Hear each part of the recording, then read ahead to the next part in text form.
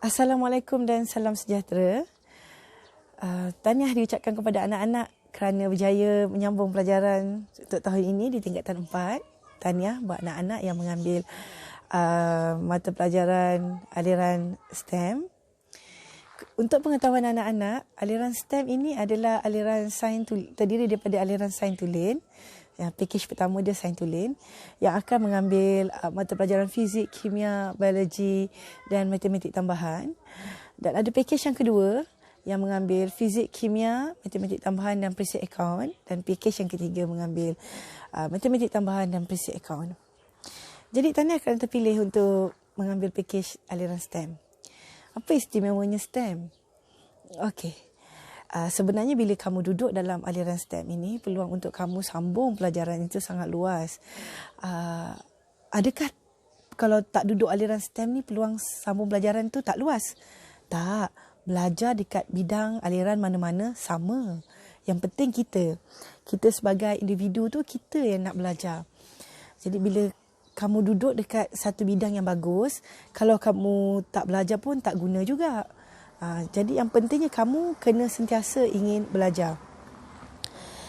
Jadi kalau anak-anak duduk dekat aliran STEM lagi 2 tahun akan ambil peperiksaan SPM. InsyaAllah kalau murah rezeki panjang umur pada tahun 2022 akan menduduki peperiksaan SPM. Selepas saja SPM akan sambung pelajaran. InsyaAllah akan sambung pelajaran. Kena sambung pelajaran. Kenapa kena sambung pelajaran? Sebagai seorang manusia, tuntutan kepada manusia ini sebagai seorang Islam, menuntut ilmu itu adalah wajib. Jadi kena sambung pelajaran sama ada formal atau tidak formal. Jadi sambung pelajaran yang tidak formal ni kalau kita lakukan dalam dunia kita hari-hari. Tetapi kalau boleh kita nak yang formal. Tetapi kadang-kadang kita kena tengok faktor sekeliling. Kalau keadaan tidak mengizinkan untuk kita sambung pelajaran, keadaan sangat tidak mengizinkan, ada masalah, tak apalah nak buat macam mana rezeki kita setakat tu. Tapi kalau boleh kita simpan impian kita akan masuk sambung pelajaran, kita akan masuk universiti, kita akan ada ijazah. InsyaAllah kita akan jadi golongan-golongan yang profesional. Okay, golongan-golongan yang profesional ini contohnya arkitek, engineer, jurutera, doktor, accountant. Mereka belajar memang susah. Tapi mereka dibayar mahal. Ada beberapa Insta famous mengatakan bahawa mereka belajar tak tinggi pun mereka dapat gaji sama juga dengan golongan-golongan yang profesional. Betul anak-anak, benda tu betul. Gaji pertama Insta famous mungkin lagi mahal daripada gaji pertama doktor ataupun engineer. Kebanyakan doktor dan engineer gaji pertama mereka hanyalah 2,000 lebih. Malahan gaji pertama cikgu dulu adalah cuma 1,700, 1,600. Lebih kurang macam tu je gaji pertama cikgu 20 tahun yang dulu. Tapi gradually, secara beransur-ansur, umur kita akan bertambah dan tenaga kita akan berkurang. Berapa lama kita mampu membuat kerja keras, menghiburkan orang menjadi Insta famous ataupun buat Grab, kulu ke hilir, sebab makin lama komitmen hidup makin tinggi, usia makin tinggi, tenaga makin kurang. Tapi golongan-golongan profesional ini apabila mereka bekerja, makin lama usia makin tinggi, tenaga makin kurang, kepakaran mereka makin bertambah dan dia dibayar mengikut kepakaran. Malah gaji seseorang arkitek apabila telah bekerja lebih kurang 10 ke 15 tahun boleh mencecah sehingga 10,000. Malah gaji doktor-doktor pakar pun apabila mereka telah menyambung pelajaran, kena sambung pelajaran jadi doktor pakar. Bukan jadi mereka gaji mereka akan bermula dalam 7-8,000 lebih kurang macam tu. Malah gaji cikgu yang gaji cikgu cabuk macam cikgu ni bermula dengan 1,600 dulu. Setelah lebih kurang 15-16 tahun perkhidmatan, cikgu sekarang dekat DG 44, belum naik DG 48 lagi, DG 44, gaji cikgu sudah pun mencecah lebih daripada 5,000. So kat situ kita nampak makin lama makin berusia, tenaga makin kurang, tapi kepakaran kita makin bertambah. Sebab tu anak-anak kena pasang niat dalam hati, satu hari nanti saya akan sambung pelajaran ke universiti-universiti yang berprestij untuk menduduki atau menjawat jawatan yang profesional, supaya apabila saya tua nanti, saya fikir je idea saya orang bayar. Macam tu keadaan dia, dan bayar bukan murah-murah. Dan ada lagi satu, jika anak-anak tidak suka untuk sambung belajar dalam bidang-bidang yang kena belajar bersungguh-sungguh dan rajin dan peperiksaan ni, mungkin anak-anak boleh pergi ke bidang kemahiran. Ini pun salah satu cabang daripada aliran STEM juga. Bidang kemahiran seperti menjadi jurutera kimpalan. So kamu akan kimpal pipe gas dan dibayar gaji ikut jam. Itu memerlukan satu skill yang sangat tinggi. Tapi skill tu dengan praktikal lah. Tetapi untuk dapat lesen untuk benda-benda tu, ada ujian-ujian juga yang kamu kena lalui. Patah balik pada keadaan kamu nanti. Bila kamu habis SPM nanti, kamu nak ke mana? Kamu kena tahu tu. Kamu nak ke mana? So untuk tentukan kamu nak ke mana, cita-cita kamu apa? Tak kisahlah cita-cita cikgu. Saya sebenarnya cita-cita nak jadi cikgu je. Okey, ada cita-cita. Cikgu, cita-cita saya nak jadi nelayan. Okey, ada juga cita-cita. Cuma kita haluskan cita-cita tu. Kalau nak jadi nelayan yang macam mana kamu nak jadi? Kalau kamu cita-cita nak jadi petani yang macam mana kamu nak jadi? Kalau cita-cita kamu nak jadi cikgu yang macam mana kamu nak jadi? Kamu kena harus jelas apa yang kamu hendak tuju, hendak pergi. Supaya sepanjang perjalanan tu, kehidupan kita mula fokus ke arah itu. Katakan satu doa, jadi kita sentiasa fikir perkara-perkara yang baik, berhajat perkara-perkara yang baik. Jadi kalau kamu lepasan SPM nanti, kalau kamu daripada aliran sains, aliran STEM, kamu ada peluang untuk sambung matrikulasi, ataupun kamu akan sambung tingkatan 6 atau diploma, ataupun kamu buat STEM lah, Sijil Tinggi Agama. Jadi kalau kamu nak buat diploma, contoh je lah, keputusan SPM kamu tidak memberangsangkan contohnya subjek kimia ataupun subjek fizik ataupun subjek MAT, kamu sekadar lulus atau sekadar lulus lah, tidak mendapat kepujian penuh. Jadi kamu rasa macam agak rendah diri untuk sambung bidang kejuruteraan kerana memandangkan keputusan peperiksaan SPM kamu dalam mata pelajaran fizik, kimia dan matematik tambahan tadi agak rendah. Jadi kamu nak tukar kepada aliran yang bukan sains. Contohnya kamu nak ambil broadcasting, wartawan, atau kamu nak ambil human resource, sumber manusia, atau kamu nak ambil management, pengurusan perniagaan, boleh, tak ada masalah. Itu kelebihan pada aliran STEM. Tapi mungkin kamu tak dapat buat degree, kamu kena buat diploma dulu. Kamu tak boleh buat ijazah pertama, kena buat diploma dulu. Kemudian daripada diploma, kamu dapat sambung ijazah pertama. Macam tu. Masih lagi boleh.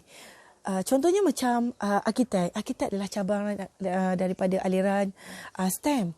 Kawan-kawan cikgu dulu yang jadi arkitek, majoritinya datang daripada pelajar-pelajar lepasan matrikulasi ataupun tingkatan 6 aliran sains.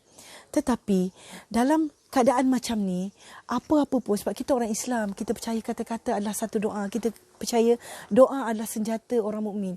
Apa-apa pun dalam keadaan kita, hala tuju kita patah balik kepada doa orang-orang sekeliling kita yang sayang pada kita. Contohnya macam suami cikgu. Suami cikgu seorang arkitek.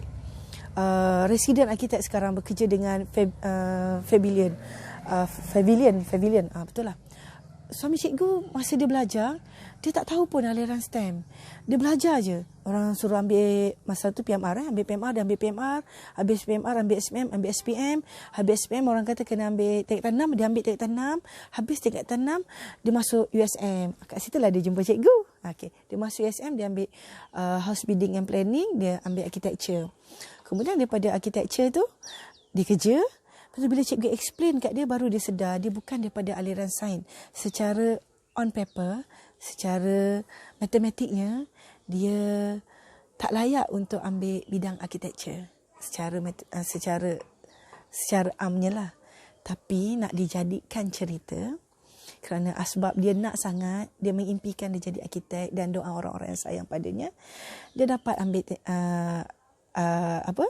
ijazah pertama di USM, bawah Fakulti Perancangan House Building and Planning, perumahan dan bangunan, dan kemudian dia dapat ambil major architecture, major seni bina. Jadi kat situ dia belajar penat sikit lah, sebab ada banyak benda-benda yang terlibat dengan sains dia tak berapa tahu sebab dia tak pernah belajar. Jadi orang lain belajar senang, dia kena belajar 2 kali ganda lah sebab nak catch up, nak kejar benda tu. Perkara-perkara tu kawan-kawan dia dah belajar masa matrik dulu, masa tingkatan 5, tingkatan 6. Jadi dia kena kejar benda tu. Jadi kat sini Apa-apa pun patah balik kepada doa kamu, cita-cita kamu. Macam cikgu pula. Cikgu memang tak ada cita-cita nak jadi cikgu awal-awalnya. Kerana seperti yang sedia maklum, gaji guru di G41 ni amatlah rendah dengan kadar kos hidup yang tinggi. Dengan beban kerja dan sangat tidak berbaloi. Jadi pada masa tu, masa cikgu belajar, cikgu memang bercita-cita nak menjadi seorang engineer. Kemudian, tenggelam timbul, bagai nak matilah cikgu belajar fizik tulen tu, sehinggalah cikgu graduate dan cikgu memasang tekad cikgu tak nak jadi engineer. Cikgu tak boleh nak bayangkan kehidupan cikgu sebagai seorang engineer. Cikgu rasa sebagai seorang wanita tak tercapai di akal cikgu macam mana kederat dan masa yang cikgu akan laburkan untuk jawatan engineer. Cikgu tak sanggup nak korbankan beberapa perkara. Tapi patah balik, family cikgu memang doakan cikgu untuk jadi cikgu. Sedoa orang-orang yang sayang kepada cikgu, akhirnya cikgu dapat jadi cikgu. Sebab lapang dada. Jadi kamu pun macam tu. Sayang, kamu baru 16 tahun. Ada yang dah ada yang masih ada ibu bapa. Ada yang sudah kehilangan orang-orang yang dia sayang. Sayang, hidup ni bukan pasal kamu saja. Hidup ni pasal orang-orang sekeliling kamu. Jadilah orang yang baik. Jadilah orang yang baik. Yang perginya sentiasa dirindui. Yang kehadirannya sentiasa dinanti. Jadilah orang-orang yang baik. Jadi, belajarlah betul-betul. Kenapa perlu belajar betul-betul? Penuhkan ilmu kat dada ni. Dada ni tak pernah penuh dengan ilmu. Sentiasa tak cukup. Sebab sebagai seorang Islam, kita percaya hidup kita bukan dekat sini saja. Ini adalah satu perjalanan untuk pergi kehidupan yang lebih abadi. Belajarlah sungguh-sungguh. Kalau kamu jadi dapat ambil pelajar aliran sains, ambil aliran STEM, tahniahlah, baguslah. Apa salahnya kalau kamu jadi seorang engineer yang fasih menuturkan kalam-kalam Allah? Apa salahnya kalau kamu jadi seorang doktor yang boleh hafal Al-Quran? Apa salahnya? Apa salahnya kalau kamu jadi seorang cikgu sains macam cikgu, kamu boleh kaitkan sesuatu teori sains itu dengan dalil-dalil yang Allah bagi di dalam Quran? Apa salahnya? Dunia ni terlalu luas untuk kamu terokai. Tapi janganlah leka sangat. Masa kita sama je 24 jam. Tapi macam mana kita uruskannya? Aliran sains, jujur cikgu katakan, aliran sains ni memang seronok. Dan jujur cikgu katakan, sangat susah. Tetapi kalau tak dipecahkan sagu, manakan dapat ruyungnya? Alangkan belakang parang, kalau diasah akan tajam juga akhirnya. Jadi usahalah betul-betul. Dalam dunia ni tak ada apa pun yang mustahil. Belajarlah betul-betul. Nanti bila habis SPM, dah tahu dah nak sambung belajar kat mana, bidang mana. Lepas tu soalannya, nak sambung dekat universiti mana? Itu pun kena fikir juga. Universiti swasta A dengan universiti awam B. Yang mana bagus? Patah balik pada keadaan universiti tu. Stability dia, establishnya. Jadi kalau kita sebut bidang perundangan dekat Malaysia ni, orang tahu lawyer-lawyer, peguam-peguam yang hebat adalah keluaran daripada UM kebanyakannya. Jadi macam tu. Jadi kalau bahagian engineer, kita tahu banyak engineer yang datang daripada UTM. Dia keadaan dia macam tu. So, establish sesuatu universiti tu pun main peranan juga. Jangan kita fikir, mak abah saya kaya, mak abah saya boleh hantar dekat universiti swasta. Betul, mak abah kamu boleh hantar dekat universiti swasta. Tetapi, ada universiti swasta yang tidak prestige. Universiti ni dia pun ada ranking dia juga. So, biasanya orang keluaran universiti yang paling top tu, wow, semua orang suka kat dia. Malaysia ada ranking untuk Malaysia. Dan Universiti Malaysia ini akan bertanding untuk ranking Asia dan akan bertanding untuk ranking dunia. Jadi raja-rajalah Google tengok USM jatuh ranking berapa dekat dunia. Lepas tu kamu bandinglah dengan universiti-universiti yang kamu suka pula yang lain tu. Dia ada bidang yang sangat established untuk sesuatu universiti tersebut. Jadi kalau tak tahu, bincanglah dengan kaunselor, bincanglah dengan cikgu, ataupun tanya mak ayah yang nak belajar kamu. Mak ayah ni boleh tengok bagi sokongan moral je, boleh doakan je. Panjang umur mak ayah macam saya, dapat tengok kejayaan kamu, tumpang seronok, tumpang bangga. Tapi kalau ditakdirkan kami pergi dulu, kami harap kami dah bagi cukup ilmu untuk kamu meneruskan kehidupan kamu dalam usaha menjadi seorang mukmin yang sejati. Okey, tahniah kepada pelajar semua. Sampai jumpa lagi. Assalamualaikum. Assalamualaikum. Bye.